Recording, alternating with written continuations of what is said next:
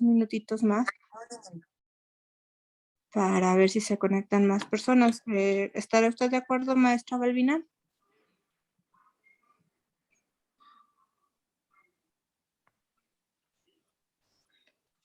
Ay, no se escuchó, maestra. Perdón, tampoco te escuché hace ratito. ¿Qué decías? Mire, que si está de acuerdo, iniciamos ya. Claro, cuando ustedes me indiquen. Muchas gracias. Pues bueno, buenas tardes tengan todas y todos. Muchas gracias por acompañarnos el día de hoy.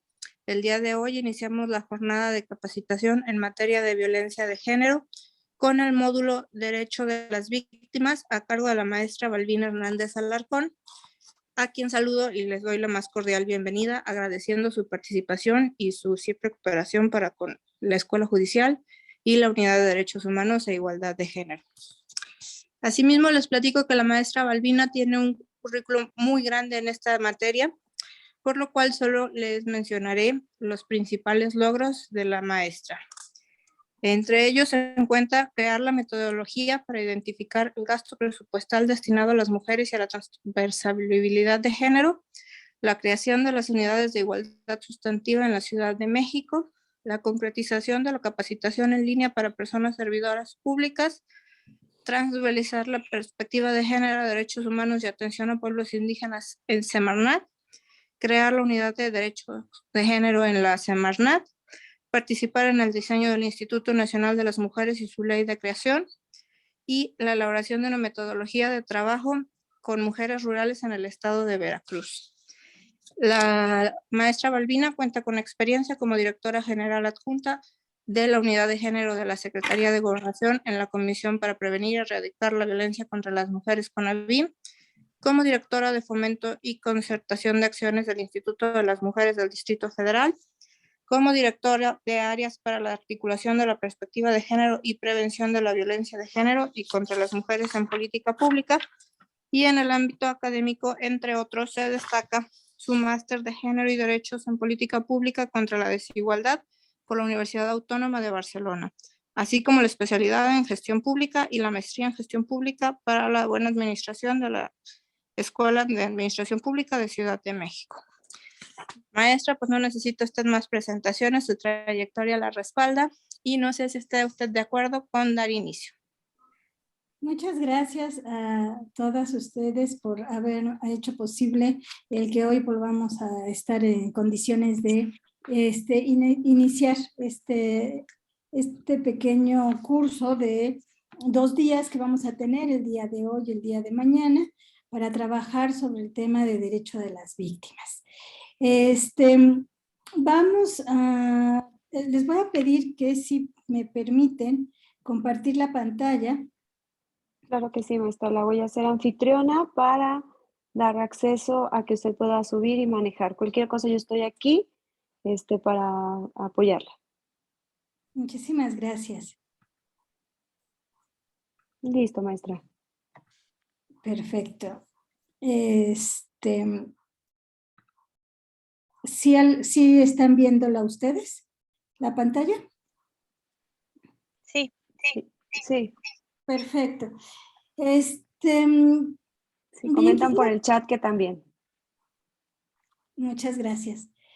Quiero informarles que este trabajo, por lo regular, en los temas también que tienen que ver con temas virtuales, trabajamos juntas, una compañera y yo, para que podamos realizar estas actividades virtuales, y se las quiero presentar.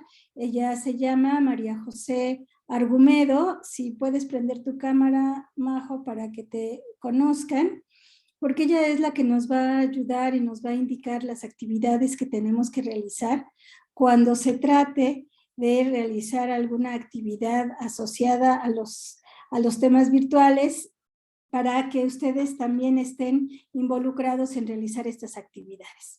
¿Sí? Gracias, Majo. Ella nos dará las explicaciones de cómo lo trabajaríamos y qué tendríamos que hacer. Bien, empezaría por decirles qué actividades o qué temas son las que vamos a ver en estas 2 horas. Bueno, en primer lugar vamos a hacer un ejercicio individual, después vamos a trabajar 5 temas sobre qué es la víctima y qué es ser una víctima y cuál es su situación, cuáles son los tipos de víctimas que existen, tanto los derechos como las obligaciones de las mismas, y vamos a hacer un alto en el camino para profundizar sobre el tema de la reparación integral del daño y particularmente sobre las obligaciones del Poder Judicial. Estos son los temas que vamos a trabajar el día de hoy. Están más o menos calculados en en el caso de la reparación integral del daño, también vamos a hacer un ejercicio en equipos, entonces eso también lo vamos a poder hacer de manera virtual.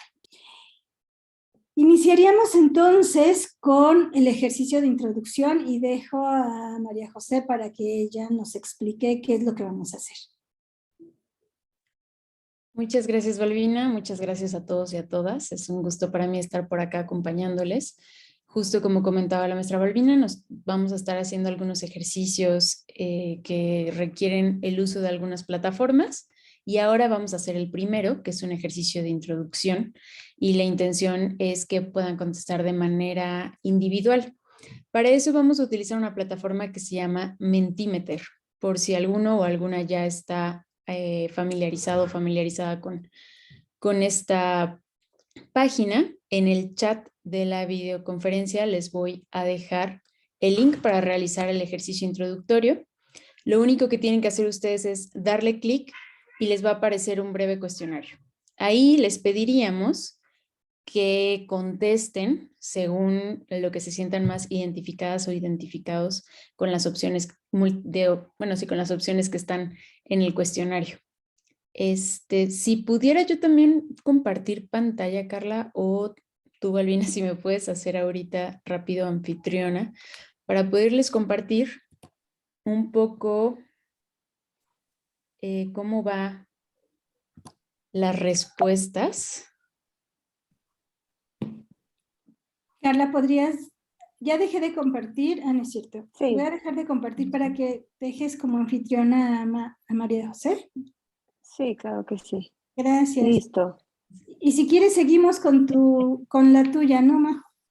Excelente, ok. Entonces sigo yo compartiendo pantalla. Y bueno, por acá está.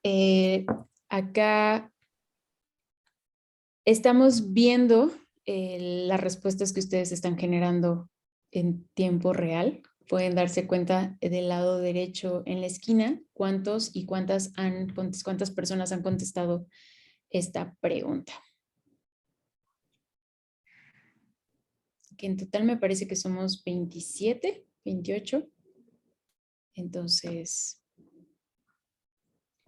ya vamos un poquito más de la mitad con estas respuestas.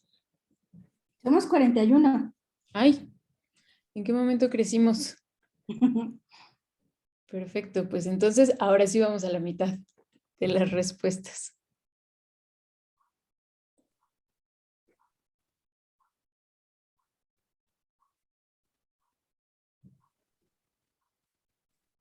Y acá les leo en el chat por si alguno o alguna tiene alguna dificultad, pero veo que no y me da mucho gusto.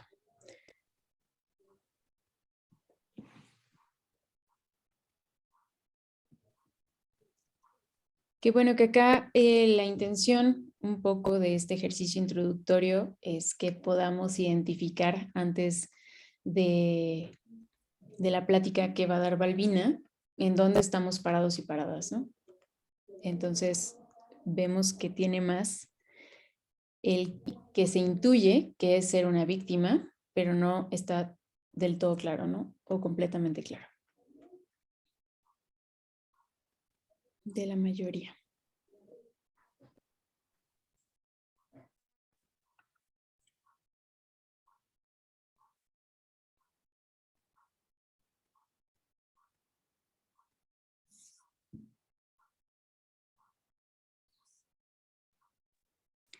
Para quienes están incorporando, les puedo volver a dejar el link en el chat.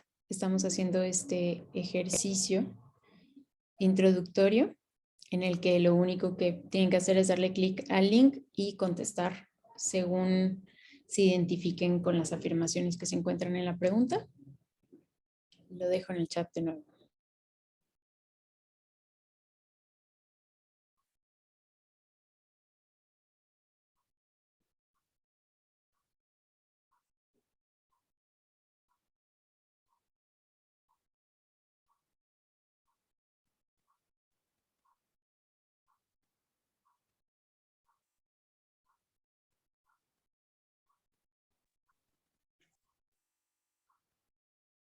Listo, van por ahora 28 personas las que han contestado el ejercicio.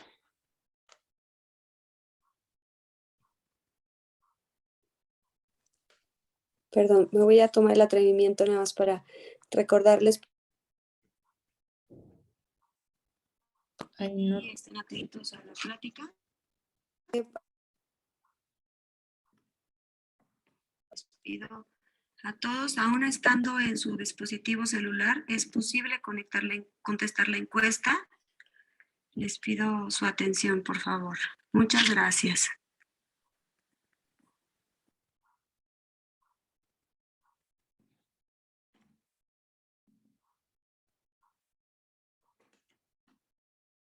Muchas gracias, Carla. Pues bueno, ya estamos en la mayoría de quienes estamos participando en esta videoconferencia. Ya hay un total de 31 personas de 44.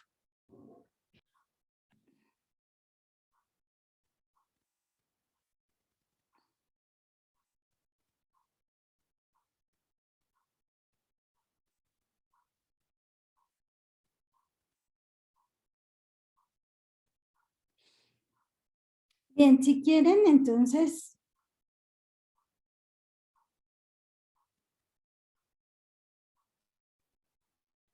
con esto nos dan una idea de que más o menos la mitad de las personas que asisten a esta conferencia tenemos claro que es una víctima y quién determina quién es. Entonces, trabajo va a ser más rápido, me va a permitir ir más rápida y quizás aclarar algunos conceptos de mayor preocupación que tengan sobre sus derechos o sobre sus actividades que ustedes en lo regular realizan y que les puede ser de utilidad esta conferencia. Si así lo consideran, Majo, concluiríamos con esta última. Tenemos 14 de que tienen claro qué es ser una víctima, 18 que intuyen lo que es ser una víctima y una persona únicamente desconoce cómo se identifica una víctima. Muchas gracias por sus respuestas. Majo, si quieres compartir, si quieres, la presentación para que cuando hagamos el otro ejercicio. Sí, claro. Y les agradezco a todas las personas que contestaron, que lo hayan podido hacer. Veo que Graciela Treviño dice que no pudo accesar. A lo mejor algún problema de actualización de tu computadora o de tu celular, pero vamos a ver si posteriormente lo podemos realizar.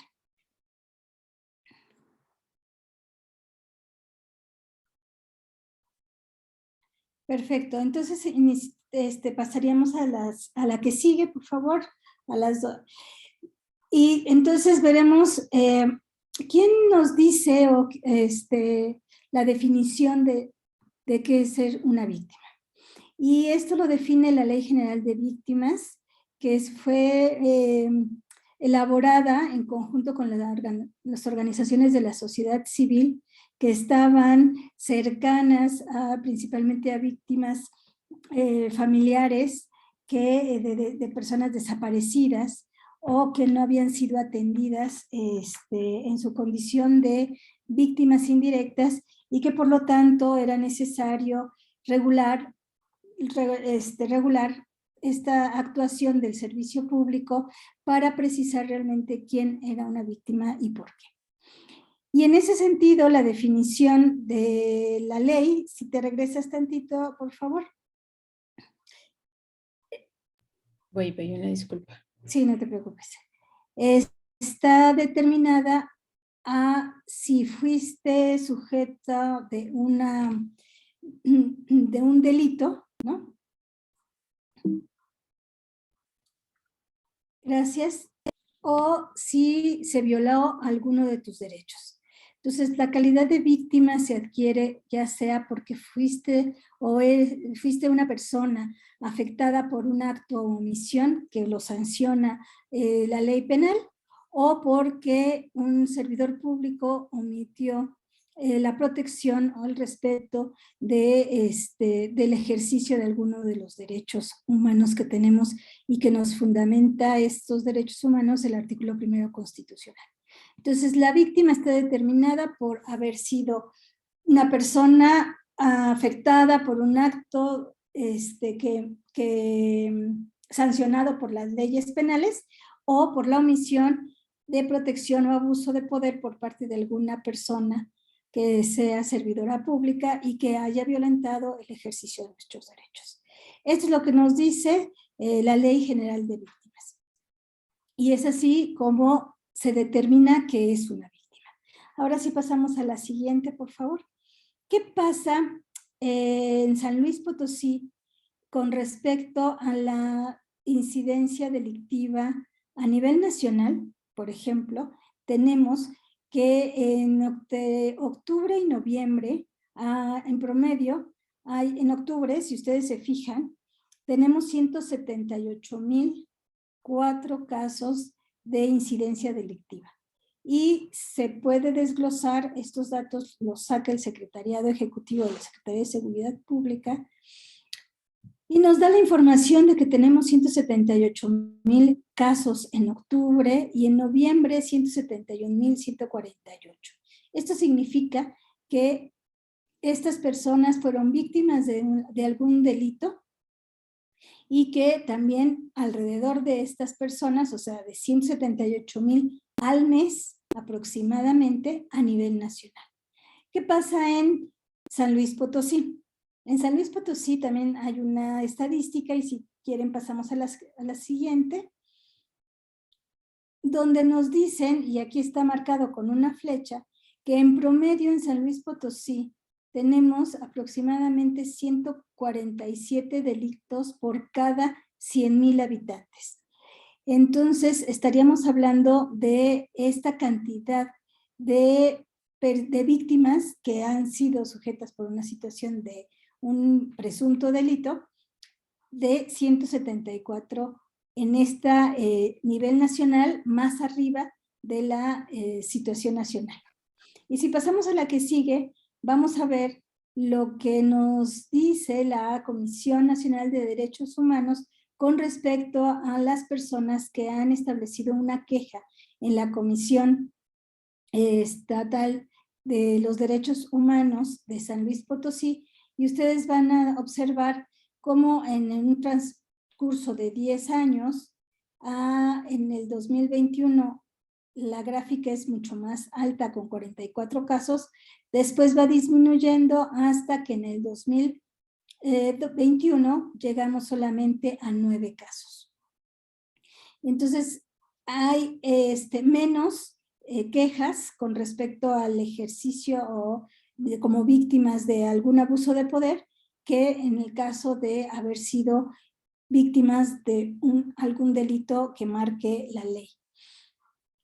Y en la que sigue vamos a ver que las primeras dependencias por las cuales se considera que han sido violatorias de los derechos humanos, van a ver ustedes que en primer lugar encontramos a la Fiscalía General del Estado de San Luis Potosí, y en segundo lugar estaría la Secretaría de Seguridad Pública, y en tercer lugar el gobierno del Estado de San Luis Potosí. Y principalmente la queja es por falta de legalidad, honradez, lealtad, imparcialidad y eficiencia en el desempeño de las funciones, empleos, cargos o comisiones de la Fiscalía General del Estado. Y en el caso de, porque se presenta de manera incorrecta el servicio público. o el nivel tercero es por una detección arbitraria. Entonces, se fijan las razones por las cuales las personas establecen o presentan una queja frente a la Comisión de Derechos Humanos, tiene que ver principalmente con la Fiscalía y la Secretaría de Seguridad Pública, además de la parte del gobierno del Estado. Esto es un poco lo que nos dice más o menos cuál es la situación que tiene San Luis Potosí con respecto a la cantidad de delitos. Entonces, por lo que podemos analizar con esta breve estadísticas, es que tenemos personas víctimas por alguna situación de algún delito penal, asociadas un poco más de la media nacional. Y contamos con relativamente pocas quejas con respecto a el funcionamiento o el ejercicio de poder de los servidores y servidoras públicas con relación a la ciudadanía que se esté quejando. Esto es importante que se conozca, porque esa es más o menos la situación en la que estamos viendo que existen las víctimas en el estado de San Luis Potosí. ¿Cuál es la situación entonces de las víctimas? Pasamos a la que sigue, por favor. Y bueno, la situación de las víctimas, en primer lugar diremos que por lo regular las víctimas no cuentan con los conocimientos para actuar y enfrentar su situación. Porque esto sucede porque uno no está pensando que o está se esté constantemente cuidando de que va a ser víctima de un delito, sino más bien esto es un hecho inédito, fuera de lo normal, fuera de lo común, y por lo tanto no tenemos todos los elementos para enfrentar una situación de este tipo que me permita tener la calma, la capacidad de gestión, el conocimiento de los procedimientos, o que tenga una contención tan fuerte que me permita a mí hacer todos los procedimientos que se deben de hacer. Entonces, por lo regular, una víctima, la situación de la víctima es que no contamos con los conocimientos para actuar o enfrentar una situación de la proporción que haya sido el delito. O la violación a un acto, a un derecho que yo tenga. Por lo regular, lo del servicio público o las personas víctimas son tratadas como espectadoras de sus derechos, como si ellos no fueran los que participaron en el hecho, que son al mismo tiempo las víctimas, los testigos, las personas testigas, las personas que participaron en el hecho, y más bien como si fueran un espectador que no tendrían mucho que decir. Estos datos, por cierto, son obtenidos de la Comisión Ejecutiva de Atención a Víctimas, que hicieron una investigación sobre qué son las necesidades o cuáles son las características que presentan las víctimas. La otra situación que mencionan, en tercer lugar, es que se encuentran frente a una dificultad para recuperar su valor personal. A esto se refiere fundamentalmente a que las personas que vivimos o que nos encontramos en una situación de víctimas, lo que nos sucede es que hay un impacto donde no se reconoce esta pérdida emocional de ultraje o de violencia que las personas viven. Y entonces esto habría que reconocerlo, que las personas viven una especie de trauma independientemente del grado que se tenga del delito cometido contra la persona o de la violación a su derecho. Las víctimas, por lo regular, tienen derechos obvios e inalienables, pero difícilmente todas las personas reconocen todos los derechos que tenemos. Y esto habla porque fundamentalmente el cambio al artículo 1 constitucional sobre la cantidad y sobre el ejercicio de nuestros derechos, muchas veces no reconocemos que tenemos todos los derechos que marca la Constitución. Y obviamente, aunque tengamos conocimientos, no sabemos muchas veces cuál es el procedimiento jurídico penal, ni siquiera está hecho para que la víctima vaya y haga sus trámites, sino por lo regular hay un tercero que le ayude, en este caso un abogado, una persona experta en el tema de los procedimientos jurídicos. Entonces, por lo regular, la situación de las víctimas es que nos encontramos o se encuentran en una situación afectiva deteriorada, se encuentran sin los conocimientos suficientes para la gestión de una demanda y además se encuentran con un nivel de desvaloración y de conocimientos pobres con respecto a la gestión para presentar una denuncia o presentar una queja que les permita gestionar esta situación como víctimas. Pasamos a la que sigue, por favor. En este sentido, la Ley General de Víctimas es donde nos define el tipo de víctimas que hay.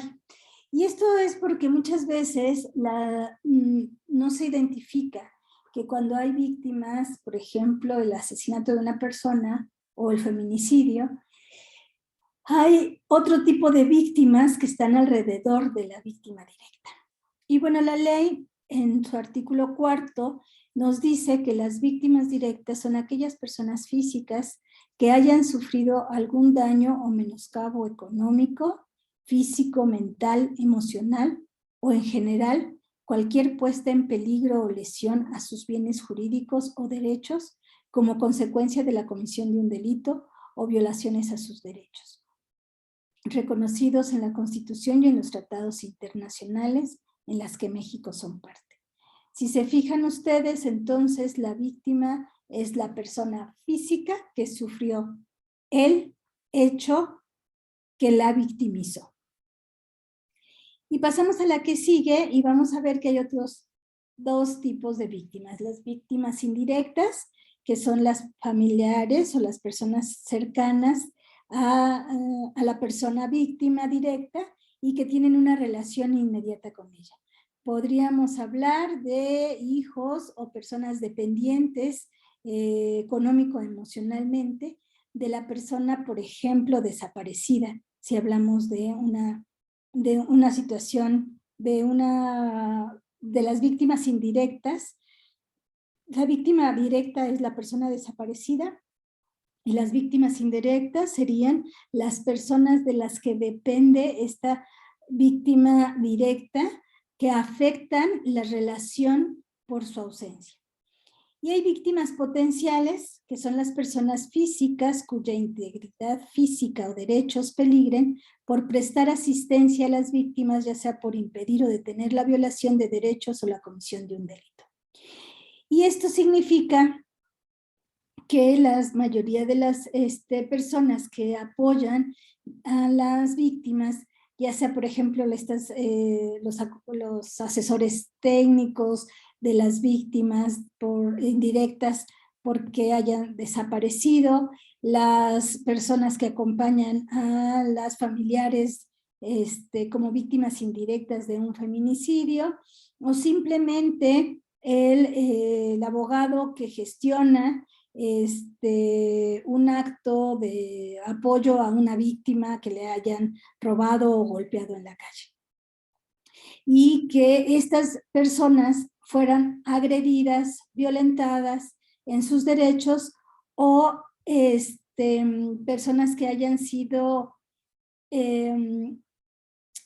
violentadas su integridad y su dignidad por el simple hecho de estar apoyando y defendiendo a las víctimas directas o indirectas.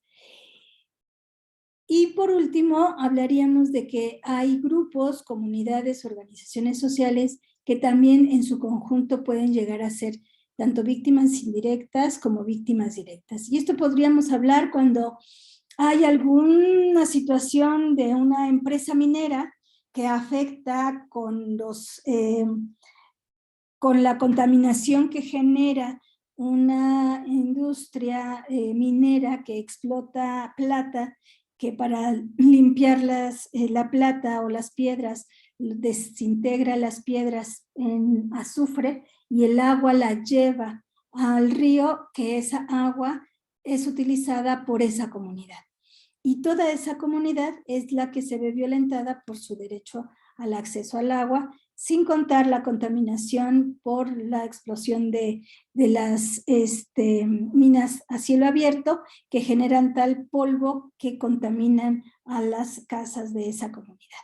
Entonces, las afectaciones directas de esas acciones son de los habitantes de una comunidad cercanos a la mina, ya sea por contaminar su agua o contaminar su aire. Y es la víctima, es un grupo de personas que viven cerca de la mina. O podrían ser una víctima potencial, una organización de la sociedad civil que ayuda a la víctima, que es la comunidad, a la gestión para plantear una queja en la Secretaría de Medio Ambiente y Recursos Naturales. Entonces, si me explico, las víctimas no solamente son personas físicas, sino también pueden ser grupos, comunidades, organizaciones sociales. O pongamos otro ejemplo que tiene que ver con el uso de las artesanías. Por lo regular, las artesanías no tienen derecho de autor y, por ejemplo, ustedes saben que Covalin hace uso de los diseños de varios tejidos bordados de las mujeres de los pueblos indígenas de México y los ha convertido en algunas estolas o en algunos decorados de carteras, de bolsas, incluso de ropa. Y esto hace que también sea haya violentado los derechos de autor de los grupos de las mujeres que bordan ese tipo de tejidos. O principalmente porque México ha firmado un convenio internacional donde se le tiene que pedir permiso a la comunidad indígena del uso y del reparto de los beneficios por el uso de ese tipo de artesanía. Y entonces esto hace que también se convierta ese grupo de mujeres, particularmente las que bordan los tejidos de Oaxaca, se convierten también en víctimas porque fueron sujetas del robo de sus derechos de propiedad. ¿Sí?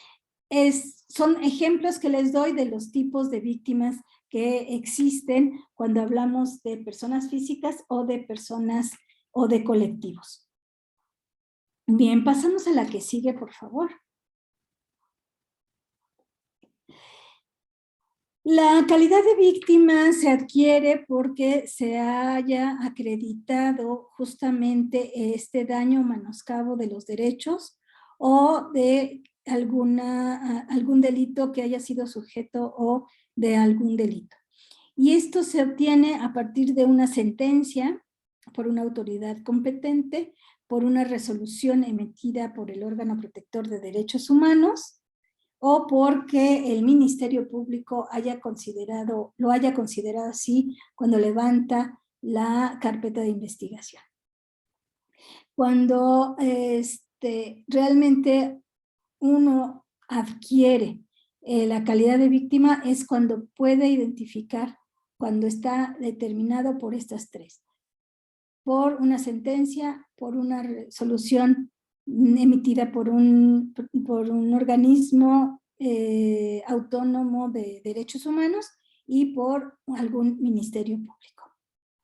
Y eso también lo menciona y hace referencia al artículo 4 de la Ley General de Víctimas.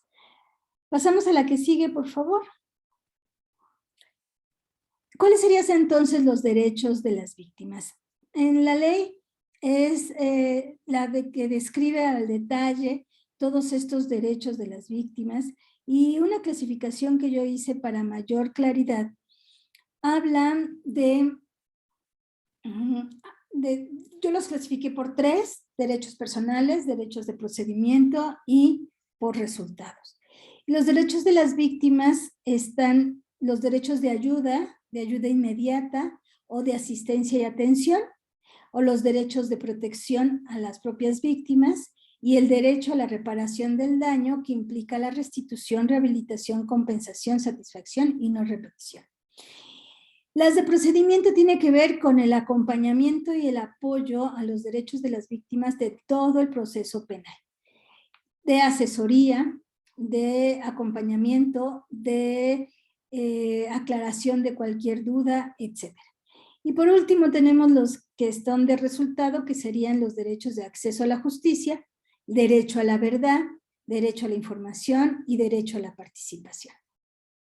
En la próxima lámina vamos a ver cómo están más desglosados. A los personales está desde el derecho a no ser discriminado ni limitado sus derechos independientemente de la condición de la que tenga la víctima, y esta puede ser una víctima que esté en el sistema penal y que esté privado de su libertad. Esto no le exime de tener ciertos derechos y de no ser discriminado en caso de que ella sea la persona víctima. Como decíamos, también tienen derecho a la reparación integral del daño, que sea adecuado, diferenciado, transformador y efectivo, que se le brinde protección, salvaguardar su vida y su integridad corporal, ser tratados con humanidad y respeto a su dignidad por parte de las personas servidoras públicas, a solicitar y recibir ayuda, asistencia y orientación oportuna, rápida, equitativa, gratuita y efectiva por personal especializado, a ser efectivamente escuchados por la autoridad respectiva y a la reunificación familiar y a retornar a su lugar de origen en caso de que no esté cerca de él. Si se fijan, entonces las víctimas tienen todos estos derechos, desde la no discriminación, ser tratados adecuadamente y apoyarles desde la alimentación hasta su traslado. En términos de procedimiento está lo que se refiere pues a que se haga tienen derecho a una investigación pronta y eficaz, a solicitar y a recibir información, a obtener de forma oportuna, rápida y efectiva todos los documentos que se requieran, conocer el estado de los procesos judiciales y administrativos, que por lo regular esto las víctimas no lo saben, pero pueden acceder a ellos, acceder a todos los mecanismos de justicia y a tomar decisiones informadas, porque estamos nosotros explicando, acompañando, y en ese sentido les estaríamos informando particularmente sobre preguntas concretas que las víctimas hacen, ejercer sus recursos legales en caso de que no estén siendo atendidas adecuadamente por un servidor o servidora pública. Se tienen derecho a todas las políticas públicas que se implementan en México y que hace referencia a la Ley General de Víctimas, que tengan un enfoque transversal de género y diferencial, y esto lo vamos a ver con más detalle el día de mañana. Y toda comparecencia tendrá que ser justificada para situaciones que estén asociadas a justificar su ausencia en la escuela o en su trabajo.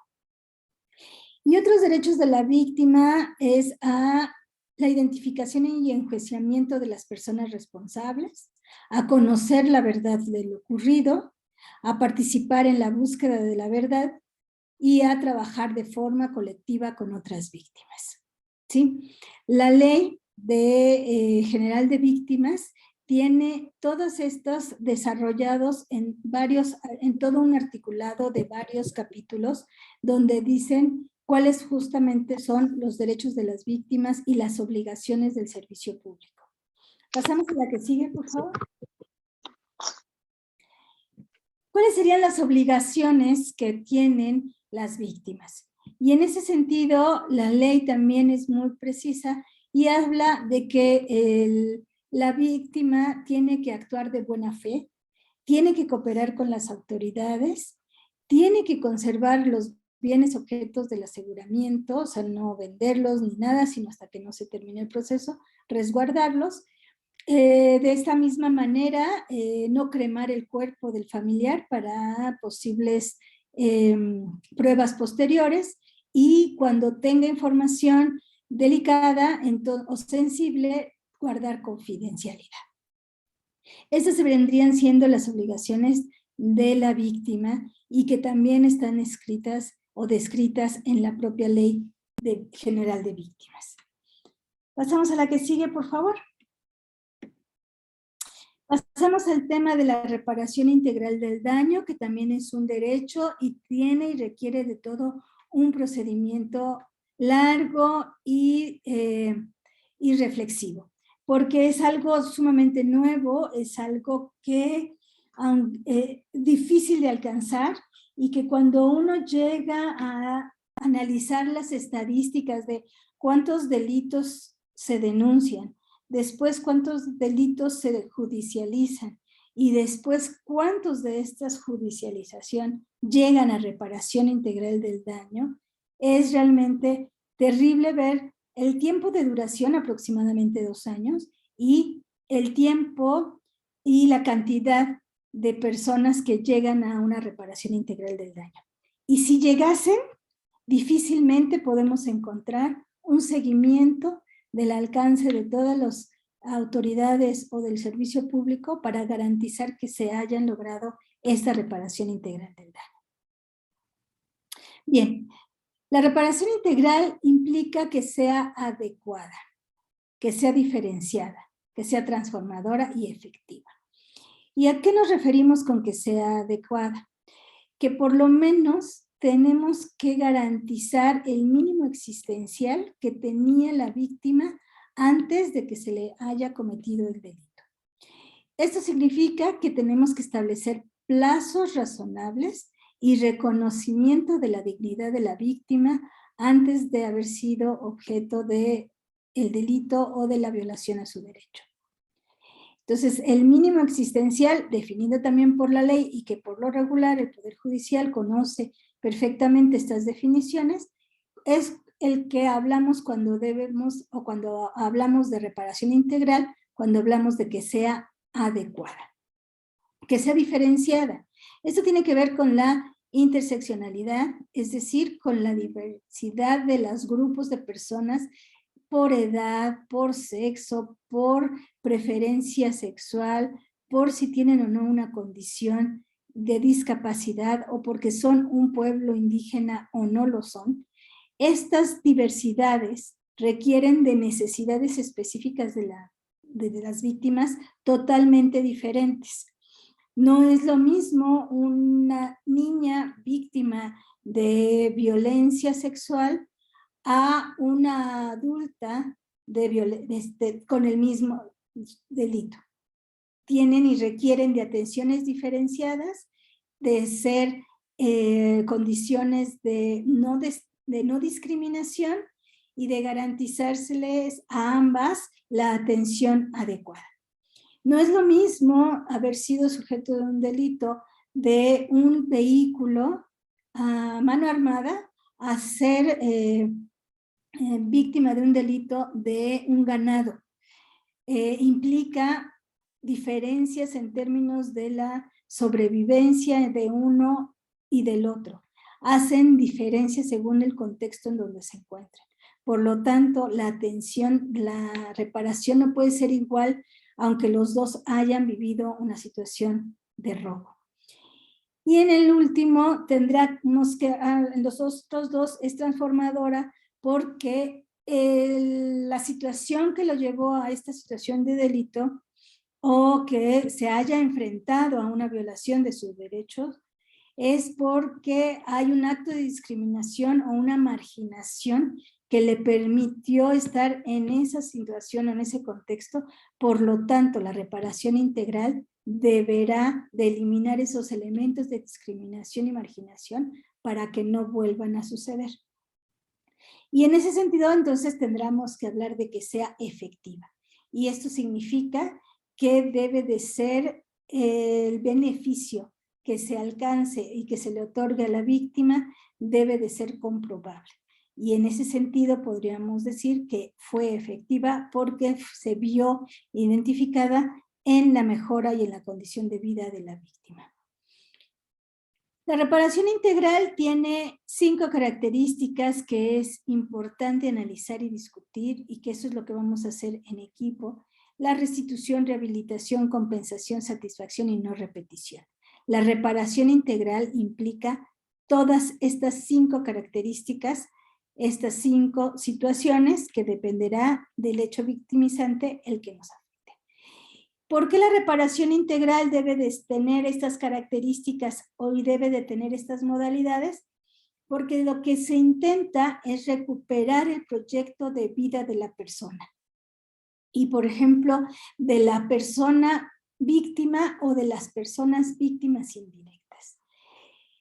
Lo que estamos afectando con un delito es el que se haya truncado el proyecto de vida de una persona, ya sea porque me secuestraron y ya no puedo dar continuidad y atención a los hijos, o porque se tengan que reorientar el ejercicio de los gastos por la búsqueda de la persona desaparecida, o porque el dolor de la pérdida de la persona es tal que les impide retomar su vida de manera cotidiana y por lo tanto su proyecto de vida se ve coartado. Los hijos que dependían de la persona secuestrada dejan de estudiar, se tienen que poner a trabajar, o sea, ahí pasa 1001 cosas cuando hay un delito, hay un tropiezo en el proyecto de vida y lo que se intenta hacer con el reparto integral, la reparación integral del daño, es recuperar el proyecto de vida perdido lo más cercano a lo posible antes de la afectación.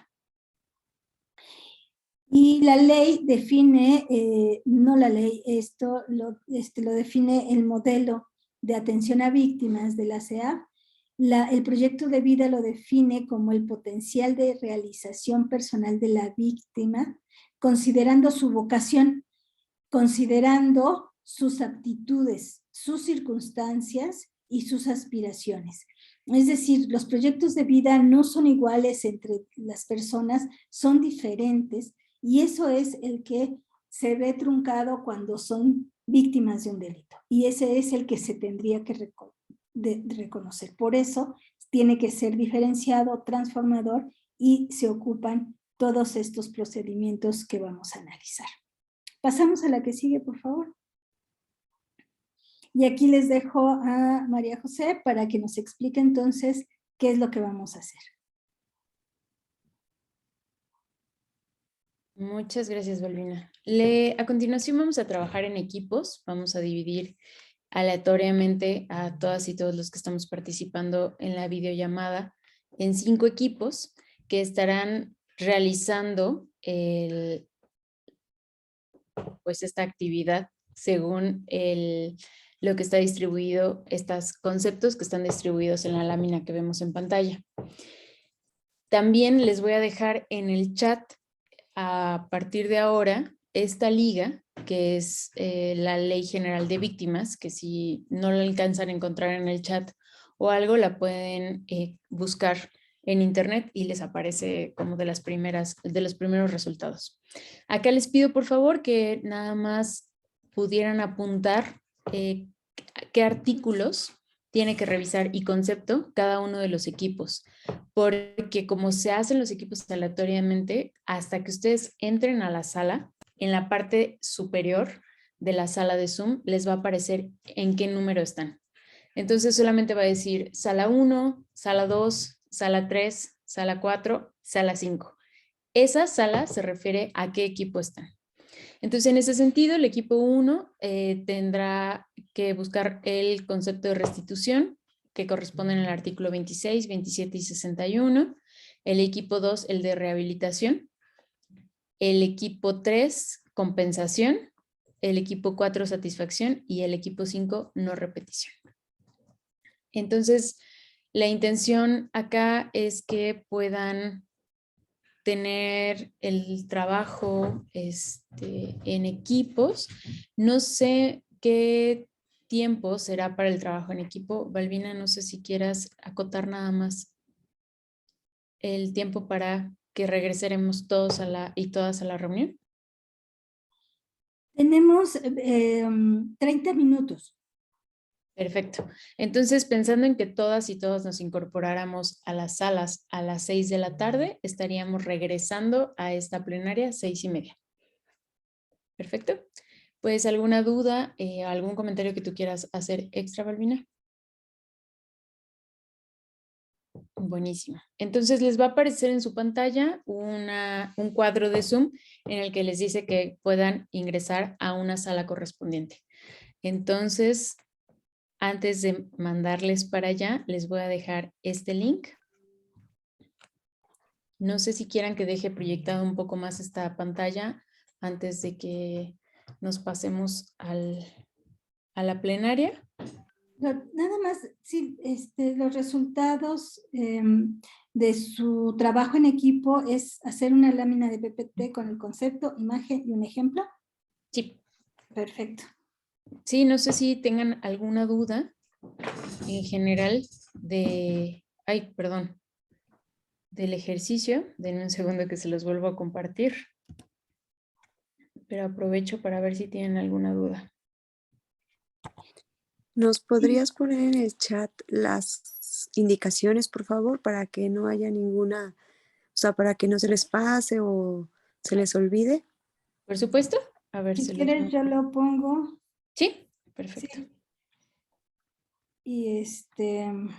Y Y también si quieres ponemos la liga. No sé si la tienes ahí en la mano, si no, ahora mismo se los pongo también.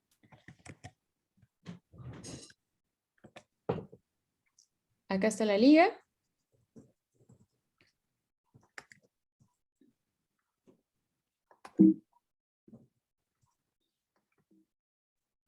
no lo pude pegar. Si no, se los vuelvo a compartir aquí en pantalla y si pudieran hacer a lo mejor una... Ah, perfecto. Muchísimas gracias, Baila. Entonces, sí, adelante. Si les podemos pedir que abran para tomar una fotografía.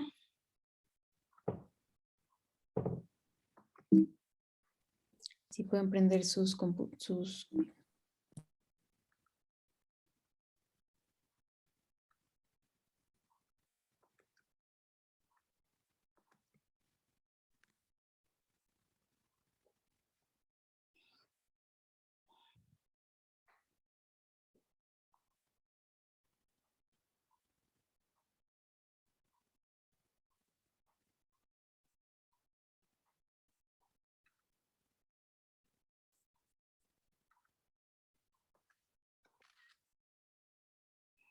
Pero por favor sonrían para que salgan, por lo menos piensen que nos estamos divirtiendo. Muchas gracias.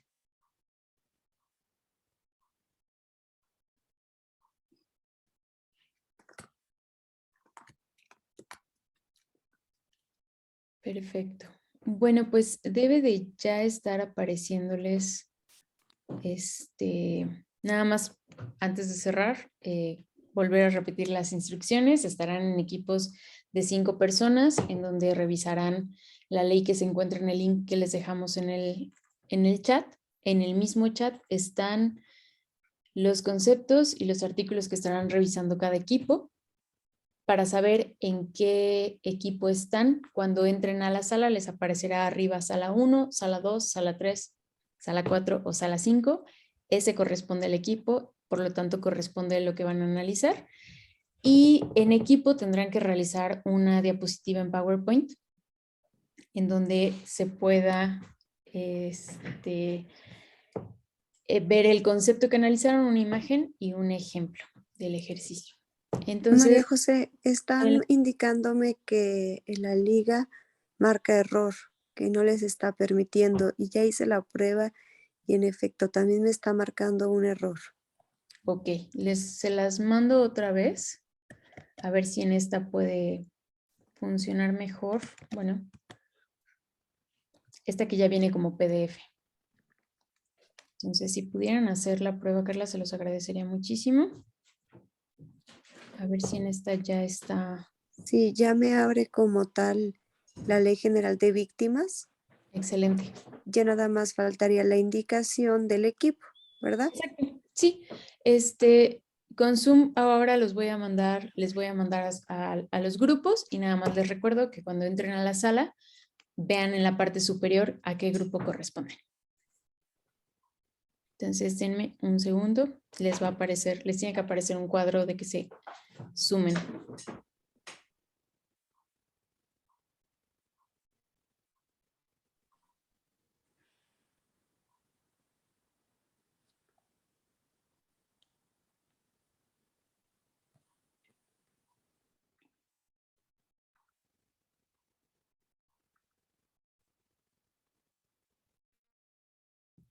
¿Alguno o alguna me podría confirmar que les están mandando a sala?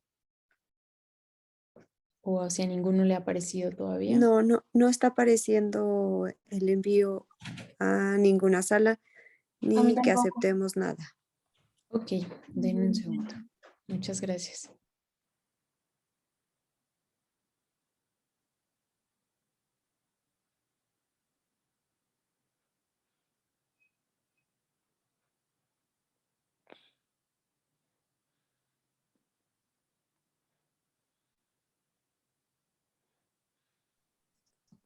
Carla, de pura casualidad, a ti en tu control de pantalla te aparece la opción de hacer grupos, porque la que me aparece aquí ya se las mando activa, pero me parece que no.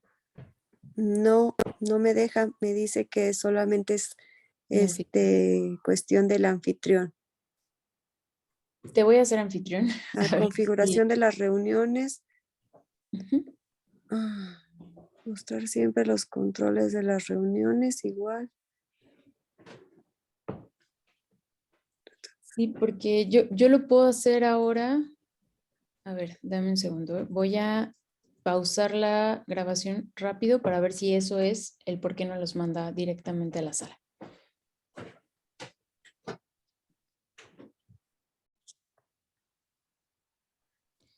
No, me parece que no. ¿Podría hacerte anfitriona de nuevo, Carla, y tú podrías intentarlo? Solamente hacer 5 equipos.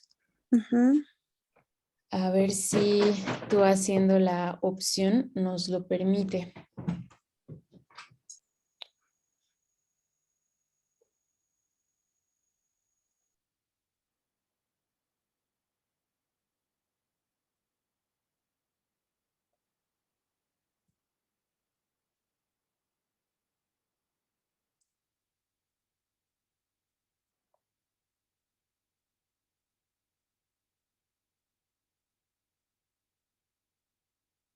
No me permite tampoco.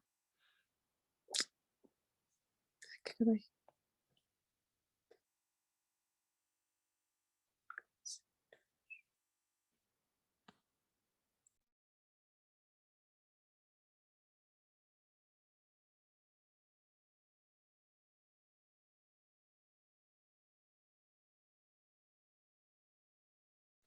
No, ¿verdad? Tampoco te aparece a ti. Es que a mí me aparece, pero no los enlaza. No me está dejando.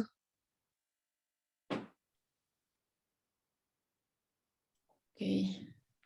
Muy bien, vamos a suspender la actividad en vista de Sí, que nos traicionó la tecnología. Y vamos a continuar. Se salvaron de revisar y de hacer una síntesis y de hacer el trabajo. Pero qué caray. yo lo hice porque luego eso nos pasa el trabajo dependiendo del Zoom y las condiciones. Ahora no sabemos por qué. Nos pasó eso a lo mejor porque no estamos en nuestro Zoom, Majo, sino estamos en el Zoom de San Luis Potosí. A lo mejor no tiene todas esas atribuciones. Pero bueno, de todos modos vamos entonces a continuar. Continuaremos con la actividad sin que hagamos el trabajo en equipos. Muy bien. Entonces, si empezamos otra vez con el esquema de la reparación integral del daño para poder retomarlo. De tarea me sugieren que lo hagamos de tarea. Muy bien. Si ustedes quieren, de todos modos, ahí tienen en el chat donde se encuentran las definiciones y las precisiones de estas características para la restitución, la rehabilitación, la compensación, la satisfacción y la no repetición. Entonces, el objetivo principal de la reparación integral del daño es recuperar el proyecto de vida de las víctimas, tanto de las víctimas directas como de las víctimas indirectas. Y para ello tenemos que definir una serie de medidas que sean adecuadas, diferenciadas, transformadoras y efectivas. Y estas medidas pueden ser de restitución, rehabilitación, compensación, satisfacción y no repetición. Vamos a analizar cada una de ellas. Entonces pasamos a la que sigue, por favor. A la que sigue. La restitución. La restitución es una medida que nos permite restablecer la situación antes de la afectación o del delito, para que pueda retomarse el proyecto de vida. Estas pueden ser económicas o materiales, también pueden ser morales, físicas y psicológicas. Por ejemplo, una restitución de tierras. Cuando, por ejemplo, el Estado decide expropiar algunas tierras para construir alguna situación y los pobladores se ven afectados por esa situación y el Poder Judicial consideró que era importante, se vieron violentados sus derechos por abuso de poder, entonces la sentencia finalmente fue la restitución de las tierras. Entonces, esta es una de las actividades o una de las medidas que se aplican en la reparación integral del daño. La restitución de los bienes que se fueron afectados por un delito o por una violación a un derecho humano. La que sigue, por favor. Aquí estaríamos hablando de la rehabilitación. Es una medida que reconoce en primera instancia que la persona que vivió el delito o que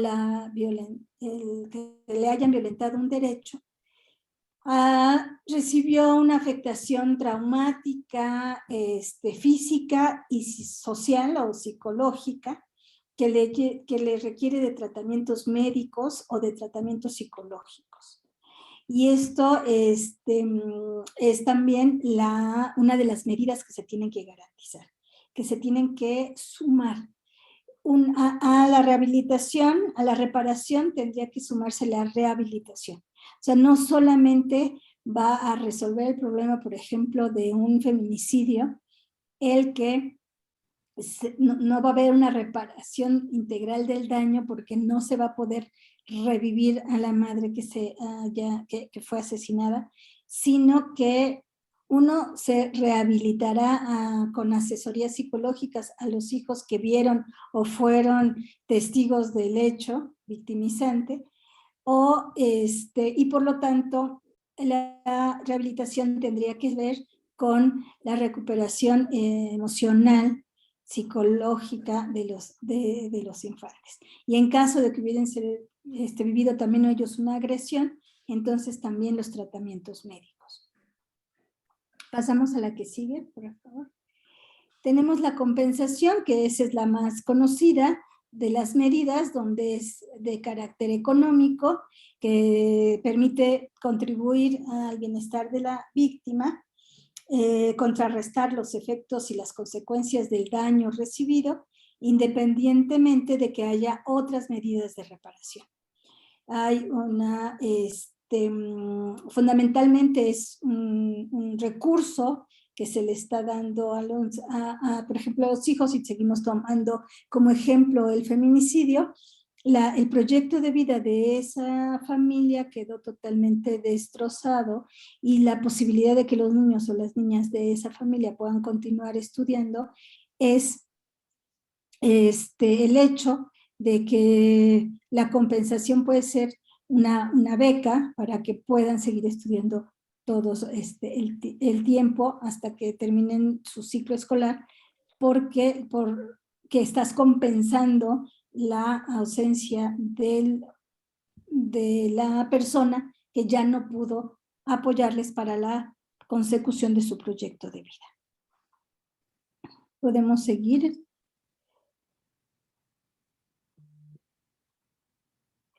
En este caso estaríamos hablando de la satisfacción, donde son medidas que permiten mitigar el dolor, reconstruir la verdad, divulgar el hecho y dignificar a la víctima.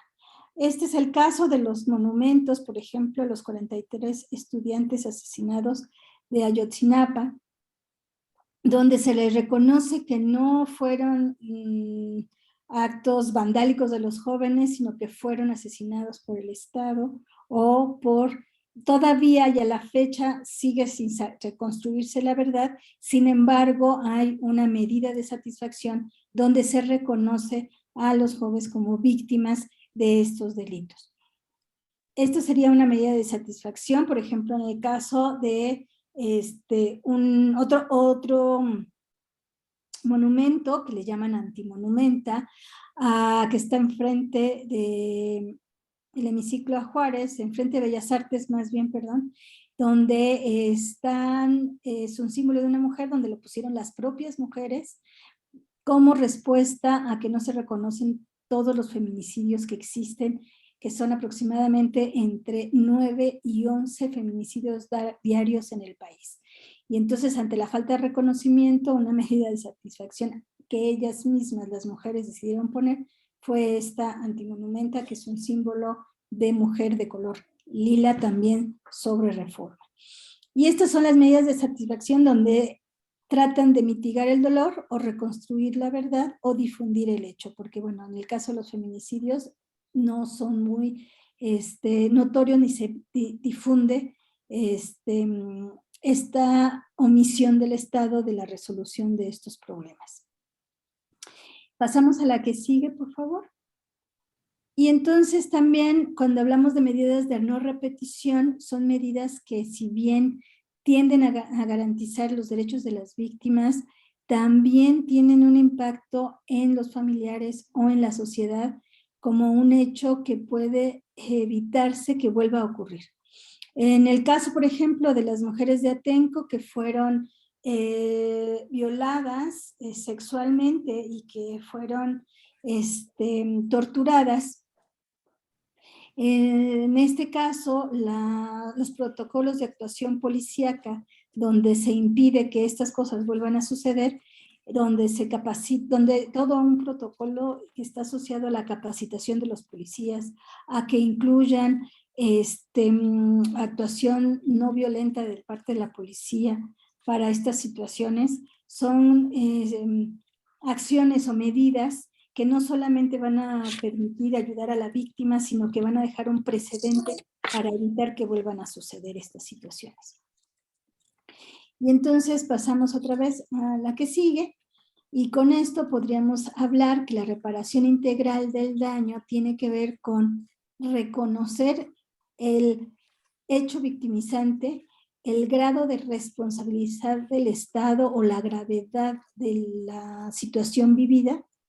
Se tiene que reconocer a la víctima cuál fue el daño producido por esta responsabilidad del Estado o por esta gravedad del delito e identificar las necesidades que la propia víctima tiene y en función de eso elaborar un plan de preparación de reparación integral, que son las medidas que se otorgan con determinados plazos y modalidades de cumplimiento. Cuando hacemos una reparación integral del daño, implica la reconstrucción de la vida antes de que sucediera el hecho. Y esto es un plan integral porque requiere de todas las medidas que acabamos de ver, porque requiere de identificar cuáles son las necesidades de la víctima, dependiendo o el grado del hecho victimizante que haya vivido la víctima. Entonces, la reparación integral del daño es un hecho que es complejo porque lo que estamos o el Poder Judicial lo que está haciendo cuando le toca a esta parte, está reconstruyendo un proyecto de vida de la persona que ha sido víctima. Y como dice una persona en el chat, efectivamente hay todo un modelo, hay una ley, hay una estructura que todavía sigue siendo de papel, como dice, pero ahí está justamente las familiares de las víctimas indirectas, las propias víctimas, las que han estado impulsando que existiera la ley, que existiera la Comisión Ejecutiva de Atención a Víctimas, que existiera un modelo de atención a víctimas que permitiera que las presionadas por las organizaciones de la sociedad civil para que este proceso que ahorita existe se siga.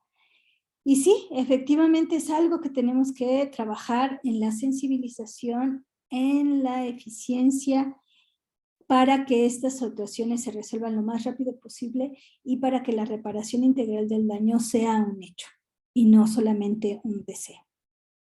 Pasamos a la que sigue, por favor. Y en este sentido, estaríamos nosotros analizando pues cuál es el papel de la obligación del Poder Judicial.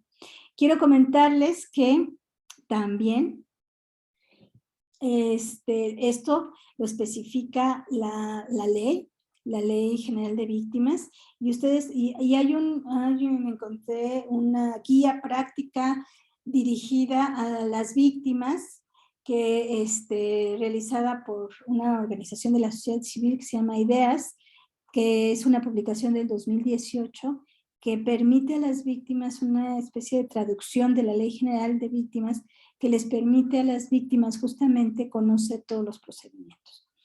Y pero hay un artículo específico de la ley donde nos explica de manera concreta cuáles son las obligaciones del Poder Judicial. Y en este sentido estaríamos hablando de que hay que garantizar los derechos de las víctimas. Ese es la primera enunciado que aparece en este artículo. La obligación del Poder Judicial es garantizar los derechos de las víctimas. Dictar las medidas correctivas necesarias a fin de evitar que continúen las violaciones de derechos humanos o la comisión de ciertos ilícitos. Imponer las sanciones disciplinarias pertinentes.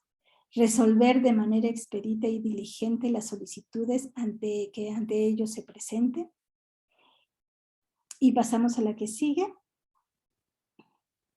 Dictar las medidas precautorias necesarias para garantizar la seguridad de las víctimas y sus bienes jurídicos. Y si ustedes van asociando estas obligaciones con los derechos de las víctimas, le encuentran sentido. O sea, nosotros tenemos que dictar como Poder Judicial las medidas precautorias, porque justamente lo que tenemos que garantizar es la seguridad de las víctimas y de los bienes jurídicos.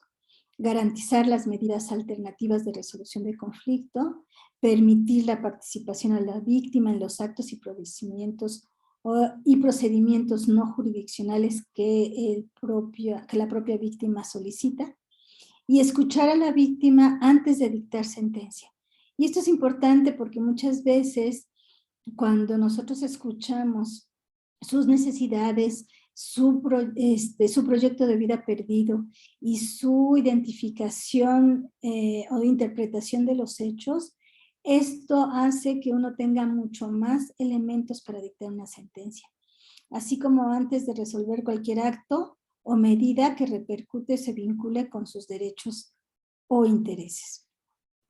Y esto es justamente lo que la ley le marca al Poder Judicial, así como en otros apartados le marca al Ministerio Público, le marca a los servidores y servidoras públicas, dependiendo de en dónde se encuentren parados. Lo que sí es real es que cualquier servidor público tiene que atender a las víctimas en su calidad de víctimas, independientemente del área en donde se encuentre. Es una obligación del Estado la atención a las víctimas. Y la primera canalización que se hace es fundamentalmente la de a la Comisión Ejecutiva de Atención a Víctimas, con la idea de que pueda estar dentro del registro nacional y pueda ser beneficiaria del fondo que con el que cuentan para apoyar de manera inmediata a las víctimas. Creo que la que sigue ya es para el día de mañana, ¿cierto? Sí, así es. Uh-huh.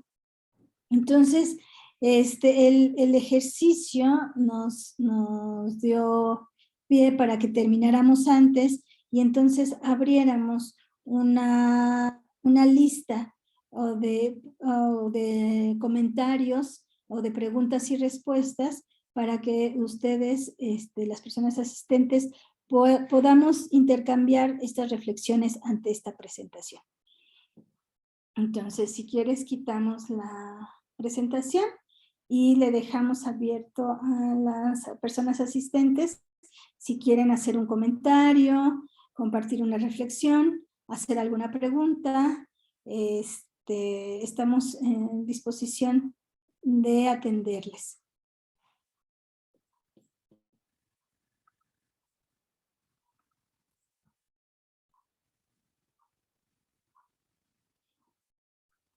Bien, hay un gran silencio. Y esto siempre me hace pensar, o es porque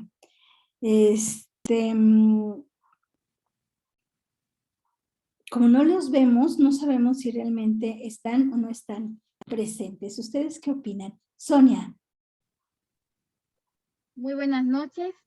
Mi experiencia fue la siguiente. Yo puse una denuncia en el 2015 por un tema de pensiones alimenticias. Fueron pasando los años hasta que llegamos al 2021. Pido una asesoría con un abogado privado y él me dice aquí, quienes no han hecho su trabajo son las autoridades.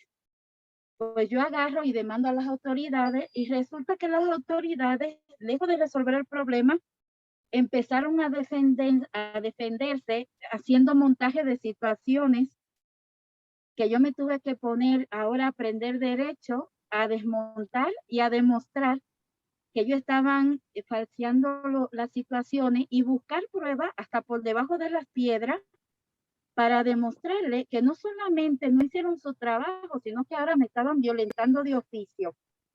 En eso sucedió que me montaron una situación de locura, de demencia extrema, y ahora tuve yo que demostrar que eso no era así hasta que ya lo sancionaron, pero viene fallando el sistema desde la actuación del Instituto de la Mujer con abogadas que no conocen las leyes, que aunque se la pasan defendiendo supuestamente a un montón de mujeres, están en lo mismo, o sea, con cada persona no avanzan los casos por falta de conocimiento práctico y esa mala defensa en el Instituto de la Mujer retumbó en el penal, a lo penal, en la audiencia penal, como no hicieron un trabajo allá, a nivel penal se notó que las sentencias no llegaron ni siquiera firme, o sea que esto fue un desastre desde el 2015, digo, vamos, en el 2015 yo empecé y fue como que yo estaba sola, que no tenía compañía absolutamente de nadie, y yo tuve que sacar recursos para empezar a armar una defensa a nivel privado. Pero ¿qué mujer o cuántas tienen para armar una defensa a nivel privado? ¿Y quién tiene el aguante para estar ahí buscando y buscando para al final ni siquiera ser restituida ni en el grado mínimo? Al final de cuentas, dice uno, mejor me pongo a estudiar derecho para cuando me vuelva a tocar poderme defender, porque salen aventajados los victimarios y los que están en el sistema que tendrían que defender a los que estamos siendo violentados, es como que su único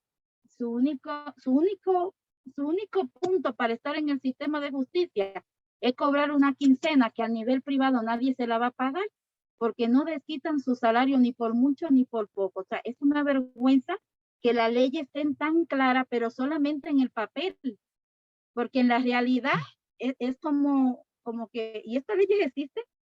O sea, existen, pero no se aplican en ninguno de sus artículos, porque yo ya lo viví, artículo por artículo. ¿Y qué podemos hacer? Nada, señora. Si el Señor quiere, digo, ¿cómo que si el Señor quiere? ¿Y la ley? Es que ya hicimos todo, pero ¿cuál todo? Si ni siquiera han hecho nada, ni siquiera asesoría, ni siquiera eso. Bueno, pues ya les conté mi vivencia bien rápido.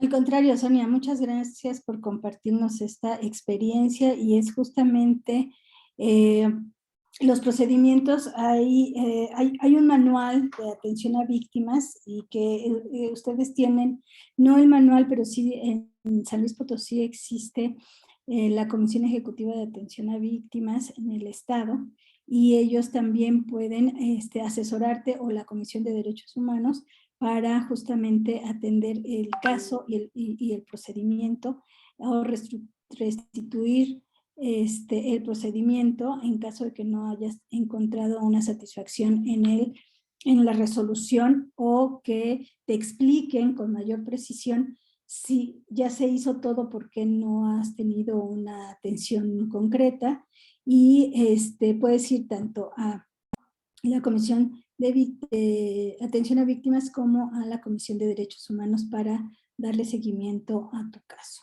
¿no? Efectivamente, no todas ni todos conocemos los derechos de las que somos sujetos.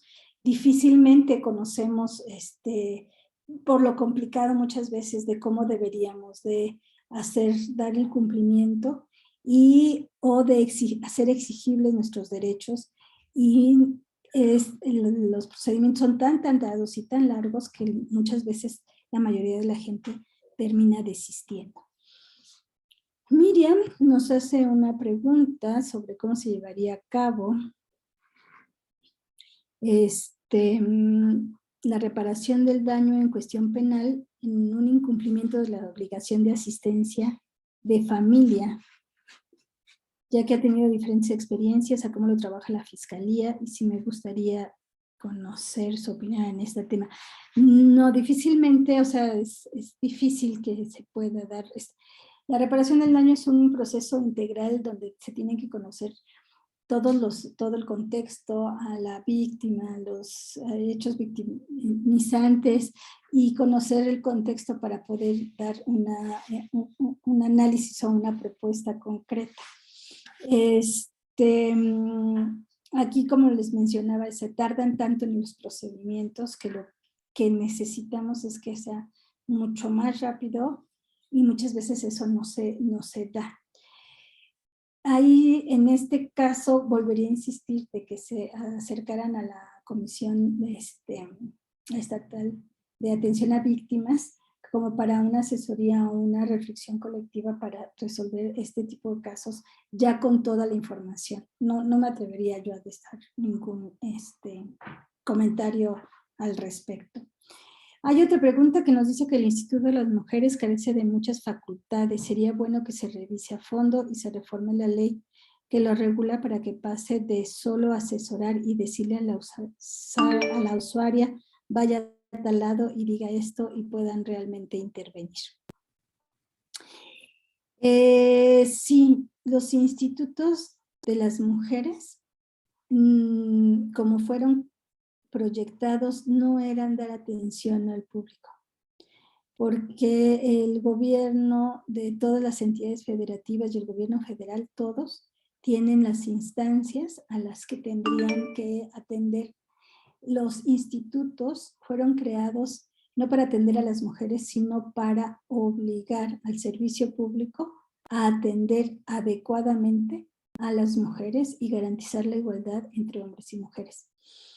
Desafortunadamente, este planteamiento se ha perdido en el camino. Los institutos de las mujeres empezaron a dar atención directa a las mujeres por la falta de atención de todos los otros dependencias y todos los otros organismos. Y perdieron el origen por el cual se habían creado, que era hacer que todo el servicio público de los 3 órganos de gobierno, de los 3 poderes y de los 3 ámbitos de gobierno, o por lo menos en el estado y en el municipio, tuvieran habilidades para planear, para diagnosticar, para defender la situación de las mujeres, pero no eran es decir, el Instituto de las Mujeres lo que hacía era trabajar con servidores públicos para que hicieran bien su trabajo. Sin embargo, como esto nunca se entendió o no fuimos claras en la explicación, a los institutos se les dieron algunas atribuciones que les permitían atender a veces a algunas mujeres, por lo menos canalizarlas. Y esto hizo que ni hicieran el trabajo adecuado de garantizar que los servidores y las servidoras públicas realizaron desde la perspectiva de género el trabajo que les tocaba en su ámbito de desarrollo, ni atendían a las mujeres porque solamente lo que hacían era canalizarlas. Y entonces los institutos, al perder esta idea, lo que se hace es que disminuye mucho su capacidad de incidencia y no se tiene muy claro entonces para qué es su utilidad, porque ni atiende a las mujeres ni obliga a los servidores públicos a que actúen bajo la perspectiva de género o garantizando los derechos de las mujeres. Y sí, esto es muy triste, muy lamentable, pero sí es una realidad.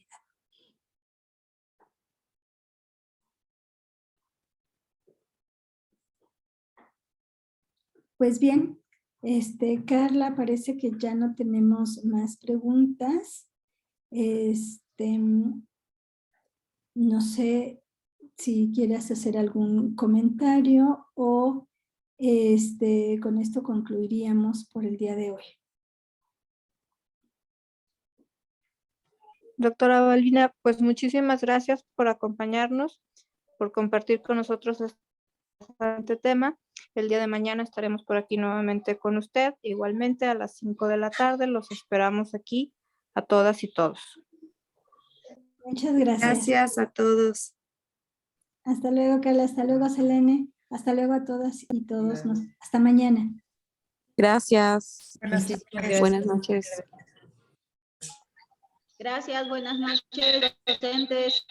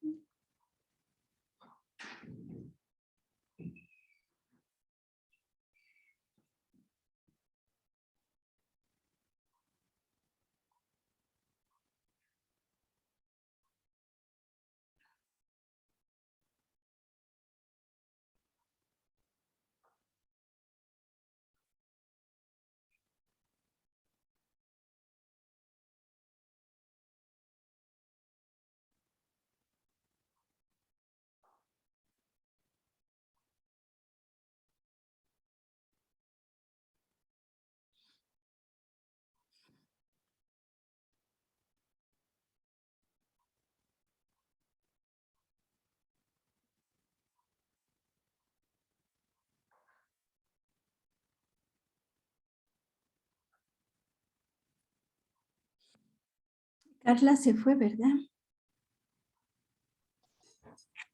Sí. Sí, quería preguntarle justamente sobre porque si no vamos a tener que buscar otra alternativa porque si los casos sí los tenemos que ver por equipos. Entonces, aprovechando mientras se van, bueno, pensamos mañana si hacemos lo de las ligas independientes. Las preparo de cualquier manera. Sí, y creo que una de las opciones, pues es que me aparecía la opción, pero no los enlazaba. ¿Te acuerdas que ya nos había pasado también cuando alguien, creo que usamos el de Mujeres, pero era la liga de Mujeres, no la nuestra? Sí. Entonces preparo las ligas independientes y si no, pues ver si ella puede activarlo. Está en la configuración. Si nos conectamos mañana unos 10 minutos antes, le puedo decir dónde está. Y es el mismo link. Perfecto. Yo creo que porque así lo preparo de cualquier manera, pero si no, pues a ver si lo podemos, pues sí, lo podemos ahí hacer para que no tengamos que cambiar de plataforma y todo el rollo. Bueno, perfecto. Muy bien. Ándale pues. Entonces, creo que como que anfitriona voy a cerrar a todos. Exacto. Vale, pues. Bye.